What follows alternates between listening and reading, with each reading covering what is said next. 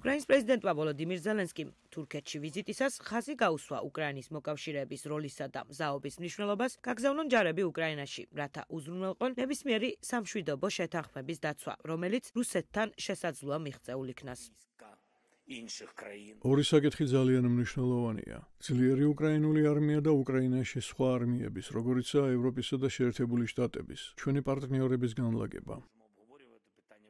ზელენსკიმ აღნიშნა, რომ მან ეს საკითხი განიხილა თურქეთის პრეზიდენტ რეჯეპ ტაიპ ერდოღანთან, თუმცა ჯერ ადრეა საუბარი იმაზე, თუ რა შედეგები მოჰყვა ამ მოლაპარაკებებს. მიუხედავად იმისა, რომ ერდოღანს ზელენსკისთან მჭიდრო ურთიერთობა აქვს, თურქეთის ლიდერი ასევე ინარჩუნებს კარგ ურთიერთობას რუსეთის პრეზიდენტ ვლადიმირ პუტინთან. თუმცა ნატოს რიგებში თურქეთის არმია სიდიდით მეორეა, რაც ანკარას უკრაინის მხარდაჭერისთვის ხელსაყრელ პოზიციაში აყენებს.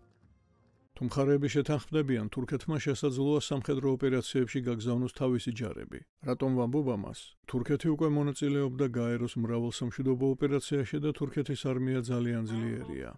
რუსეთის საგარეო საქმეთა მინისტრმა სერგეი ლავროვმა გამორიცხა უკრაინაში ნატოს სამშვიდობო ძალების განლაგება, თუმცა თურქეთის არმიის როლი ევროპულ უსაფრთხოებაში შესაძლოა გაიზარდოს იმ ფონზე, როცა შეერთებული შტატები მოითხოვს, რომ ევროპამ უფრო მეტი პასუხისმგებლობა აიღოს საკუთარი თავდაცვის უზრუნველსაყოფად.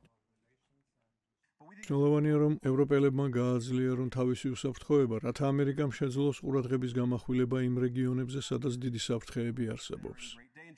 თურქეთში ადამიანის უფლებათა მდგომარეობის კუთხით არსებულმა ვითარებამ გაართულა მისი ურთიერთობები ევროკავშირთან. თუმცა ანალიტიკოსები აღნიშნავენ, რომ რუსეთის მიმართ გაზრდილი შეშფოთება უსაფრთხოების თანამშრომლობისთვის საერთო საფუძველს ქმნის.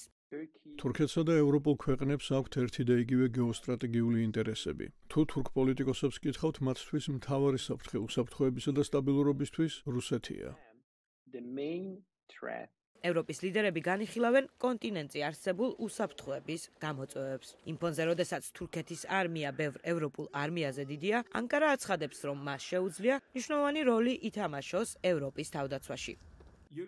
ევროპელი მოკავშირეები უნდა აცნობიერებდნენ, რომ თურქეთის გარეშე შეუძლებელი იქნება ევროპული კონტინენტის და ევროატლანტიკური უსაფრთხოების დაცვა. და თუ თურქეთი მზად არის მხარი დაუჭიროს ამ ევროპულ უსაფრთხოებისა და თავდაცვის შესაძლებლობებს, ეს მნიშვნელოვანია. თურქეთის შეერაღებული ძალები დაახლოებით 800,000 სამხედროს მოიცავს, მათ შორის რეზერვისტებს. ანალიტიკოსების შეფასებით, ევროპელი ლიდერების მიერ თურქეთისთვის შეერაღებაზე შეზღუდვების შემსუბუქება შეიძლება ნიშნავდეს ურთიერთობების დათბობას.